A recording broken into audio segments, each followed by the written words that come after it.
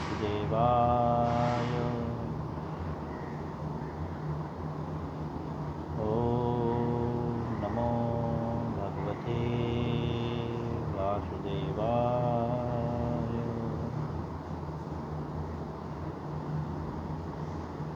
ओम नमो भगवते वासुदेवाय।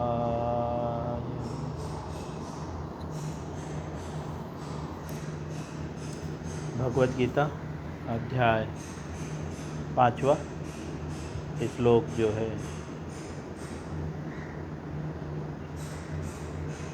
8 और 9। कल हम इस श्लोक पे कुछ चर्चा कर चुके हैं। आज पुनः उसी श्लोक को पढ़ेंगे और आज हम प्रभुपाद जी के द्वारा लिखित तात्पर्य को पढ़ेंगे। एक बार हम श्लोक पढ़ेंगे क्योंकि डबल श्लोक है, समय कम है हमारे पास। तो एक बार श्लोक पढ़ के फिर अनुवाद और तात्पर्य को पढ़ना स्टार्ट करेंगे।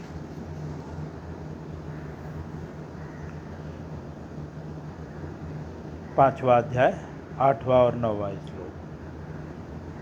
न एव किश्चित् करोमि इति युक्त मन्येत तत्त्ववित् पश्यन् श्रवन् स्पर्शन् जिघ्नन् अस्नन् गच्छन् स्वप्नन् सृजन्। सेकेंड 9वां श्लोक। प्रलपन् वृज्यन् गृह्णन् अस्मिन् निमिषे निमिषन् अपि इंद्रियाणि इंद्रियार्थेषु वर्तन्ते इति धारयत्। अनुवाद श्रील प्रभुपाद जी के द्वारा। दिव्य भावनामृत युक्त पुरुष देखते, सुनते, स्पर्श करते, सूंघते, खाते, चलते, फिरते, सोते तथा श्वास लेते हुए भी अपने अंतर में सदैव यही जानता है कि वास्तव में वह कुछ भी नहीं कर रहा है। बोलते, त्यागते, ग्रहण करते तथा आंखें खोलते बंद करते हुए भी वह जानता रहता है कि भौतिक इंद्रियां अपने अपने विषयों में प्रवृत्त हैं और वह इस सबसे पृथक है। कल हम इसे अच्छे से समझ चुके हैं, जैसा कि दिव्य भावनामृत का अर्थ हम समझ चुके हैं।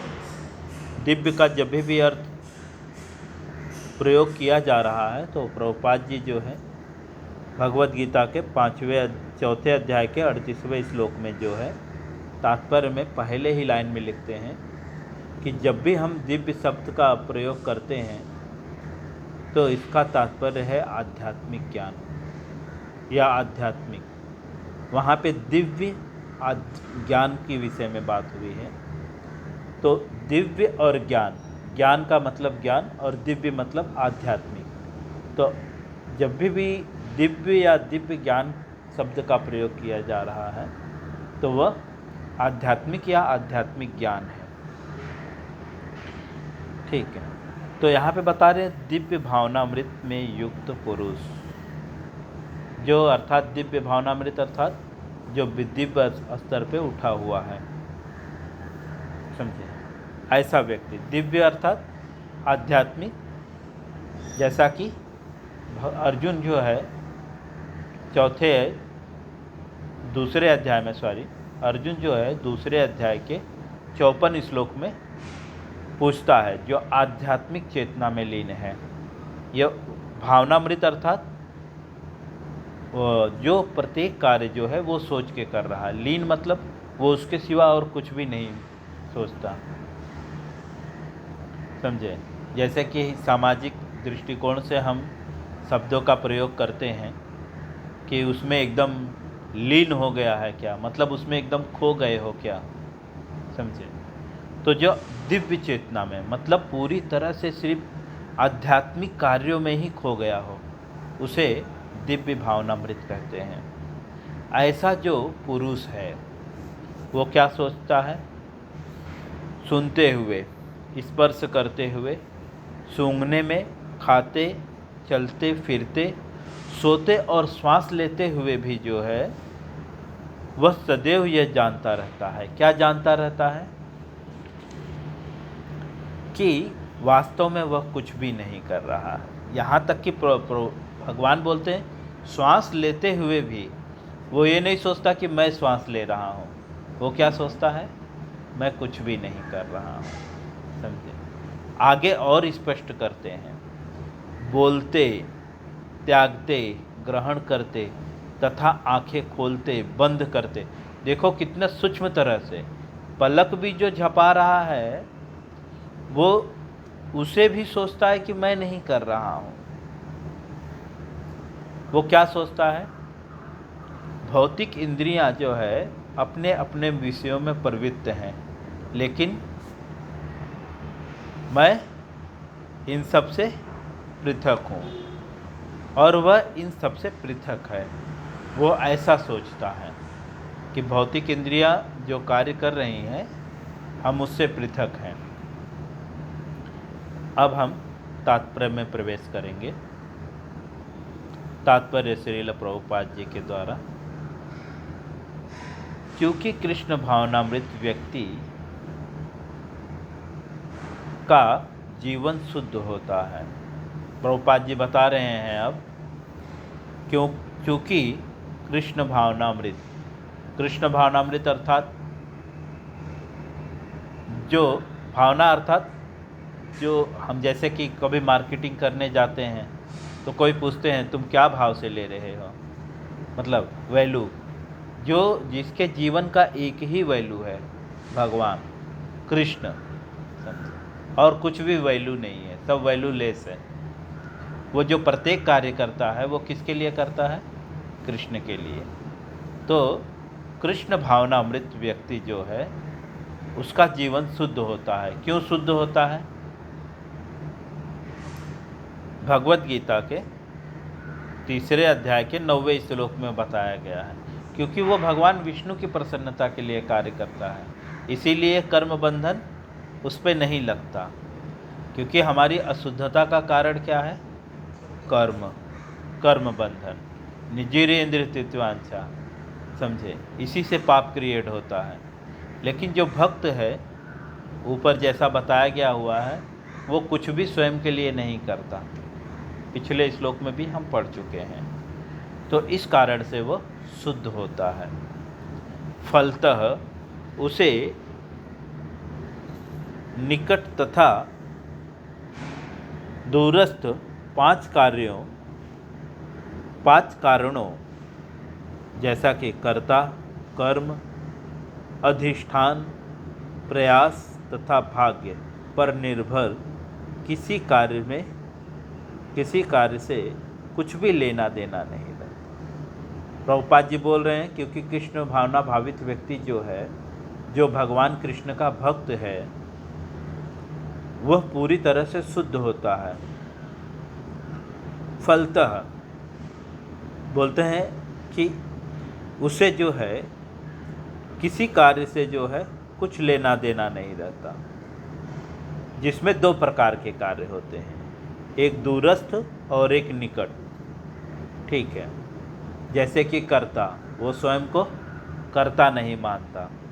इस श्लोक में यही बात बता रहे हैं। वो क्या सोचता है? सब कुछ जो है भगवान कर रहे हैं, मैं कुछ भी नहीं कर रहा हूँ। कर्म, वो ये नहीं सोचता कि ये मेरा कर्म है, ये उसका कर्म है। वो सब कुछ कर्म समान समझता है। अधिष्ठान मतलब वो यज्ञ वगैरह जो है, प्रयास और भाग्य, जैसा कि हम बोलते हैं भाग्य पे निर्भर। हम लोग भाग्य पे निर्भर होते हैं बहुत जगहों पे, लेकिन जो कृष्ण भावना भावित व्यक्ति होता है वो इन सब से कुछ भी लेना देना नहीं रहता। इसका कारण यही है। प्रभुपाद जी बोल रहे हैं इसका कारण क्या है कि वो भाग्य पे निर्भर नहीं रहता। इसका कारण क्या है, जो स्वयं को कर्ता नहीं समझता। इसका कारण क्या है, वो जो है प्रत्येक कर्म करता है। वो ऐसा नहीं बोलता कि मेरा ये कर्म है, ये कर्म मेरा नहीं है, मैं ये क्यों करूं, समझे। और प्रयास, वो कोई प्रयास नहीं करता, क्यों? क्योंकि वो हमेशा कृष्ण भावनामृत में लीन है। तो इसका कारण क्या है कि वो भाग्य पे निर्भर नहीं रहता, वह करता नहीं, स्वयं को सोचता। इसका कारण क्या है? तो प्रभुपाद जी लिख रहे हैं इसका कारण यही है। क्या कारण है? कि वह भगवान की दिव्य सेवा में लगा रहता है। कारण क्या है? कि वह भगवान की दिव्य सेवा में, दिव्य सेवा मतलब आध्यात्मिक सेवा में लगा रहता है। दिव्य का अर्थात आध्यात्मिक, आध्यात्मिक सेवा में लगा रहता है। यद्यपि ऐसा प्रतीत होता है कि वह अपने शरीर तथा इंद्रियों से कर्म करता रहता है। प्रभुपाद जी लिख रहे हैं ऐसा लगता है देखने पे कि वह अपने शरीर तथा इंद्रियों से कर्म कर रहा है, किंतु वह अपनी वास्तविक स्थिति के प्रति सचेत रहता है। प्रभुपाद जी बता रहे हैं कि कृष्ण भावना भावित व्यक्ति देखने में तो लगता है शरीर से कर्म कर रहा है, इंद्रियों से कर्म कर रहा है, समझे, लेकिन वो अपने वास्तविक स्थिति के प्रति सचेत रहता है। अर्थात वह भली भांति जानता रहता है और सावधान रहता है कि मैं ये करता नहीं हूँ, मैं जो हूँ क्या हूँ, भगवान का दास हूँ। वास्तविक स्थिति क्या है हमारा? हम जीवेर स्वरूप है नित्य कृष्ण दास। हमारा वास्तविक स्वरूप जो है भगवान का दासत्व है। जैसा कि हम पढ़ चुके हैं पिछले श्लोक में, 7वें श्लोक में प्रभुपाद जी तात्पर्य में लिखते हैं, जो भक्त होता है, जो कृष्ण भावना भावित व्यक्ति होता है, वह स्वयं को दास समझता है। उदाहरण के तौर पे, जैसे कोई बड़ी कंपनी में काम करने वाला व्यक्ति जो है, वह कंपनी में काम करते हुए भी स्वयं को उससे अलग समझता है ना। वो हमेशा सावधान रहता है कि मैं कंपनी का मालिक नहीं हूँ, है ना, मैं यहाँ पे नौकर हूँ और कभी भी मुझे यहाँ से हटा दिया जाएगा। वास्तव में मैं जो है ये कंपनी का कुछ भी नहीं हूँ, है ना। तो ऐसे ही जो कृष्ण भावना भावित व्यक्ति होता है वो सचेत रहता है, जैसे हम हमेशा सचेत रहते हैं कि भैया ये मैं नहीं कर रहा हूँ, है ना। जैसे रिलायंस, टाटा, है ना। एक्चुअली क्या अंबानी सब कुछ कर रहा है? नहीं, लेकिन उसके अंडर में जो व्यक्ति हैं वो सब कुछ करते हैं। लेकिन जो व्यक्ति रिलायंस कंपनी में काम करता है वो बोलता है क्या मैं कर रहा हूँ, मैं ये रिलायंस कंपनी को कर। न्यूज़ में किसका नाम आता है? अंबानी ने ये काम किया, अंबानी ने ये हॉस्पिटल बनाया, अंबानी ने ये अनाथ आश्रम में इतना दान दिया, या अंबानी ने ये सेवा किया, अंबानी ने जियो सिम बनाया, राइट ना। नाम किसका आ रहा है? अंबानी का। लेकिन उसके अंदर काम करने वाले जो वर्कर हैं, जो नौकर हैं, वो कभी अधिकार व्यक्त करते हैं क्या कि अंबानी ने नहीं किया, मैंने किया? तो कृष्ण भावना भावित व्यक्ति की भी स्थिति ऐसी होती है। वो क्या सोचता है कि सब कुछ भगवान कर रहे हैं, मैं कुछ भी नहीं कर रहा हूँ, है ना।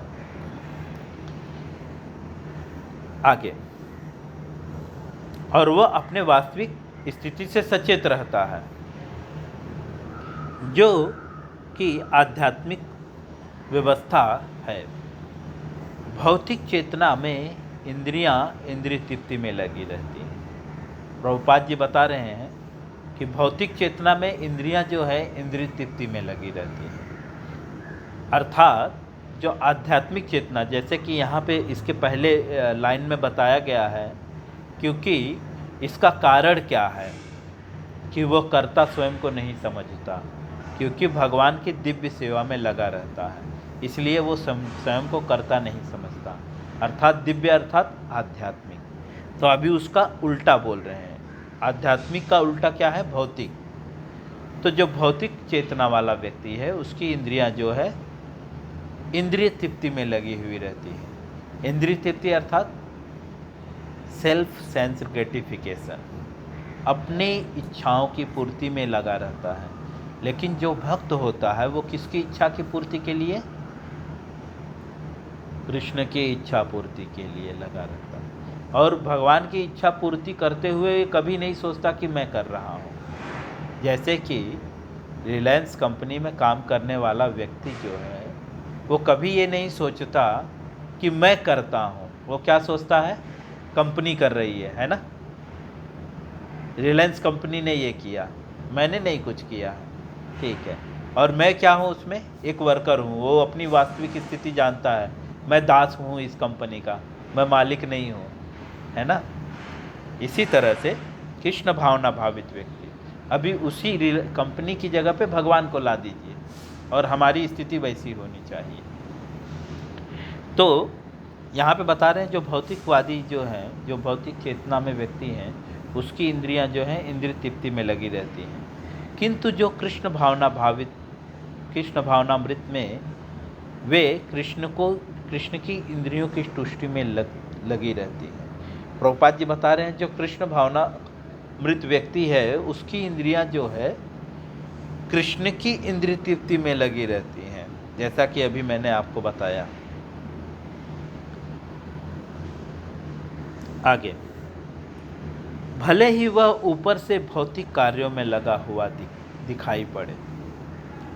प्रभुपाद जी लिख रहे हैं भले ही जो है कोई भक्त ऊपर से जो है कृष्ण भाव मतलब भौतिक कार्यों में लगा हुआ दिखाई पड़े, देखते तथा सुनने के कार्य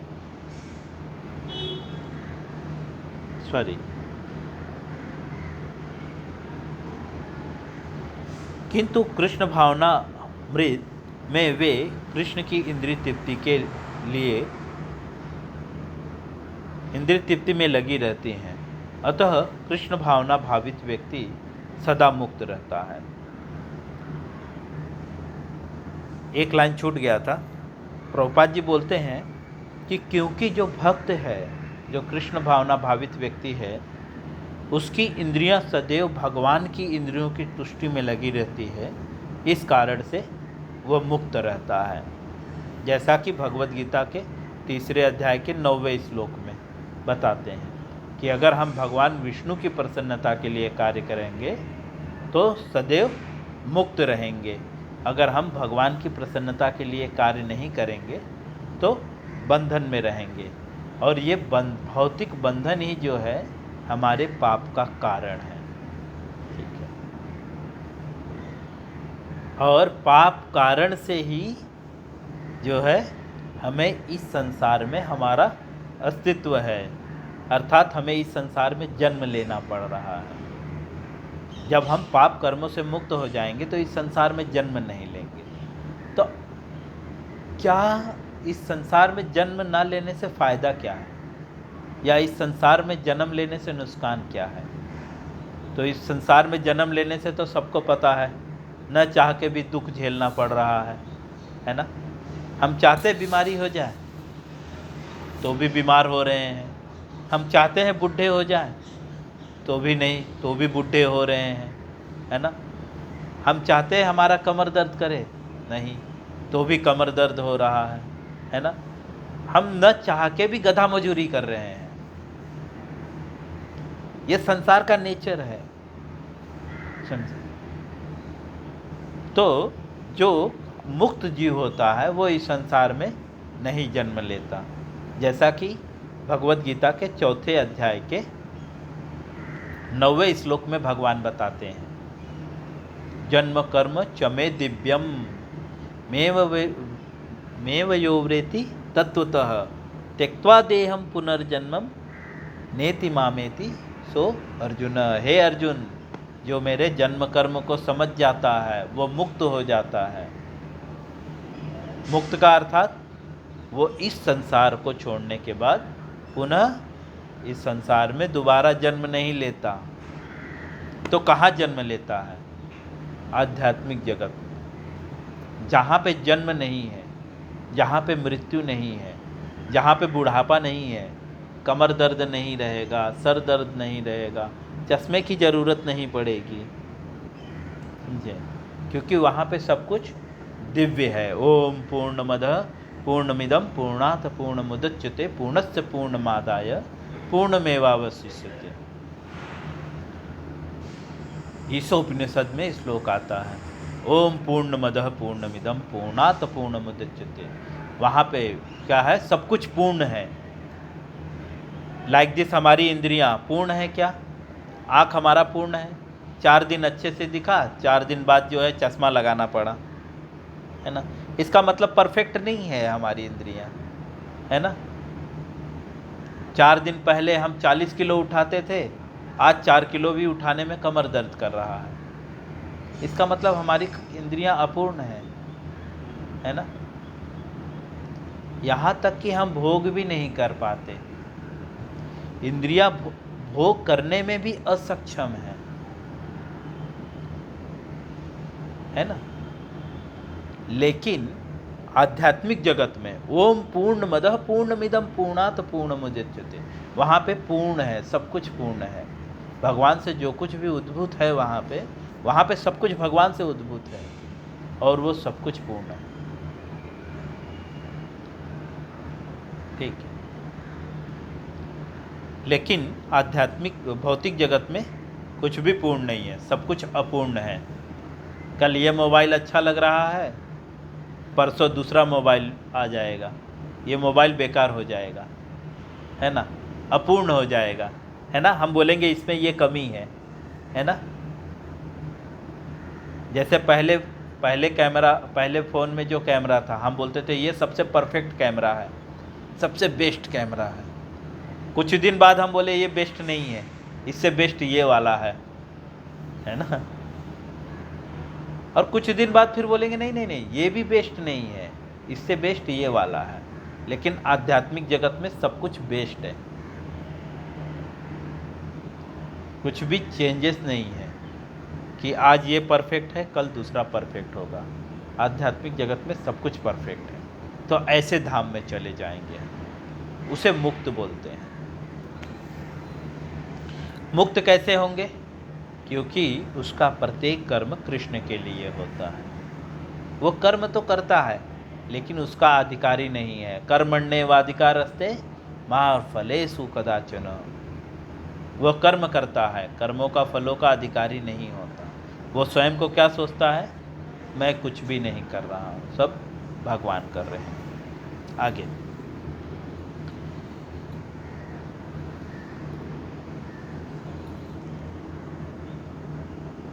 भले ही वह ऊपर से भौतिक कार्यों में लगा हुआ दिखाई पड़े, देखने तथा सुनने के कार्य ज्ञान इंद्रियों के कर्म हैं। प्रभुपाद जी एक्सप्लेन कर रहे हैं कि देखने और सुनने का कार्य किसका है? ज्ञान इंद्रियों का। जबकि चलना, बोलना, मल त्यागना आदि कर्म इंद्रियों के कार्य हैं। कृष्ण भावना भावित व्यक्ति कभी भी इंद्रियों के कार्य से प्रभावित नहीं होता। जो कृष्ण भावना भावित व्यक्ति जो है वो कभी भी इंद्रियों के कार्य से प्रभावित नहीं होता, क्योंकि वो स्वयं को पृथक मानता है।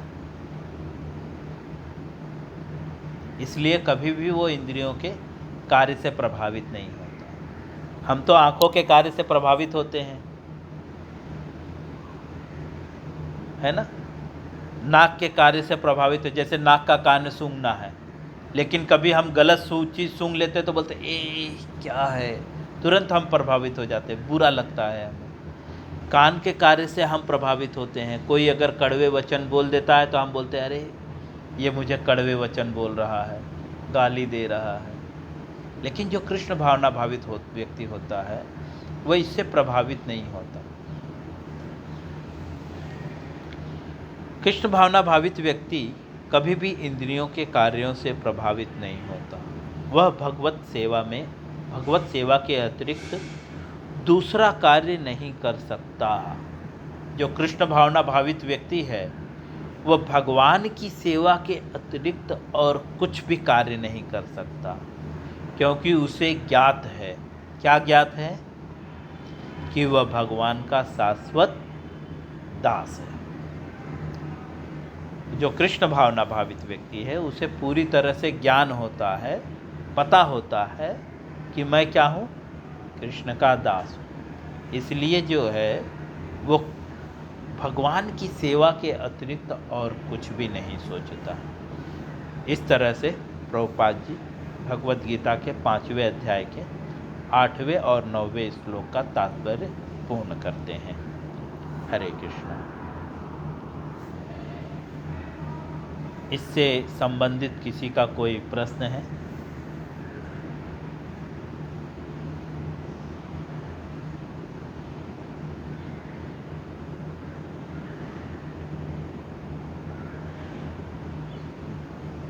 हरे कृष्ण। समझ में आ रहा है सभी को मैं जो समझाना चाह रहा हूँ, या प्रभुपाद जी जो समझा रहे हैं?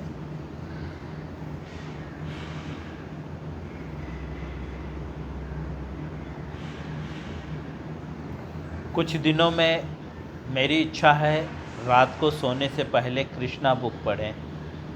ठीक है, तो इसी तरह से मेरी भी पढ़ाई हो जाएगी। जैसा कि मैंने बताया कि आपको भगवद गीता समझाने में मुझे भी भगवद गीता पढ़ने का एक हैबिट हो गया है। नहीं तो कभी कभी हम जो है इसे डिले कर जाते थे, लेकिन अब आप लोग की कृपा से जो है प्रतिदिन मेरा भगवद गीता अध्ययन हो रहा है। तो अब मेरे डिज़ायर है कि मैं कृष्णा बुक भी अध्ययन करूं। तो मेरी इच्छा है कि कुछ दिनों में शायद रात को 9:30 से 10 जो है हम कृष्णा बुक पढ़ेंगे, कृष्ण लीला, या तो भागवतम, दो में से एक पढ़ेंगे हम। जी बोलिए। जी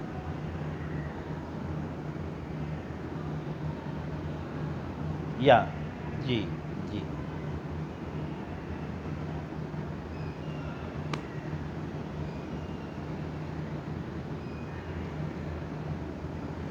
जी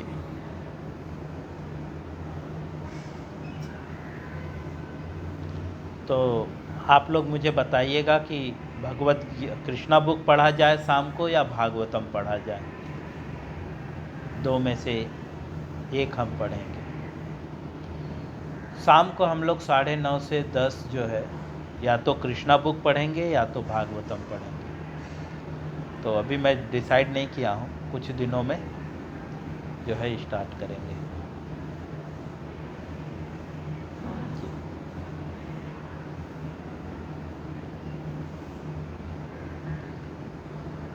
किसी को इससे रिलेटेड कुछ पूछना है या हम यहाँ पे स्टॉप करें?